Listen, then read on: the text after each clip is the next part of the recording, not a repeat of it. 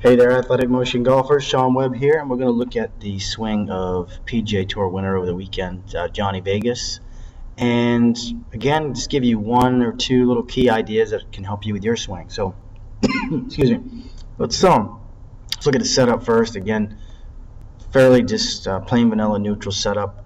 Like we've said before, we don't like a lot of like artificial kind of side bending of the upper body to the right, like a lot of people are trying to do, and kind of they're tilting this way a lot. I'm not a big fan of it.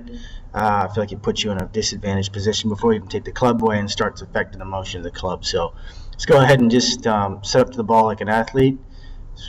Fairly neutral spine, vertical spine, 50-50-ish with the weight. So let's go ahead and take this up to the top. I'm going to draw a little line here on his shoulder, and this is going to be a little bit skewed because this is kind of a quartering angle with the video camera, but you'll generally get the idea of what I'm trying to get across.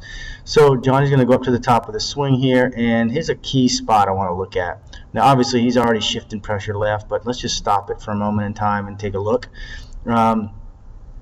This position here is something that scares a lot of amateur golfers. They say, oh, it's a reverse spine angle. My good buddy Mike Ray pointed this out on his post on Facebook. He said, how can he hit it from here? He's overextended. He's reverse spine angled. He's tilted too much. So this is a position in the Gears 3D system. We see a lot of the high-end players, and they extend their spine. They have some tilt to their hips, and it keeps them, say, more on top of the ball. So I'm a fan of this position, especially for the average player who tends to have a hard time hitting the ground in the right place and getting enough pressure to the left. They struggle because they lean their spine over here away from the target. So from here, I want you to look at this other yellow little line I put against his shoulder. So what I would like to see as the player comes down is he's going to be a little bit lower than that coming into it. He's going to at least get to it, or maybe a little in front of it, and then finally his left shoulder will pull back behind it again. And I really like that reference point for players, especially ones that are having trouble with hitting the ground in the right place and hitting the ball first and all that, all those things that we're trying to do to play good golf. The ones that really struggle, have been coming through my lesson tee a lot, don't ever get back to this line.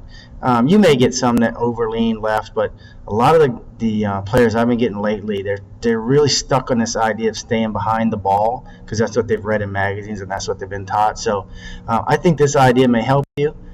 So if you had that little dot against your shoulder, you're going to kind of stretch your spine out at the top, drive that shoulder at least to the line, maybe in front of it would be even a little bit better. This is, like I said, this is a weird camera angle. It probably does get slightly in front of it if we were to move the camera angle a little bit, but just for all intents and purposes here, at least get to it and then pull the shoulder back and stretch the spine out again. So hope that helps you. I know it helps a lot of the students that I teach, and I think it's can have you hitting the ball more solid and a little bit longer too. Thanks a lot.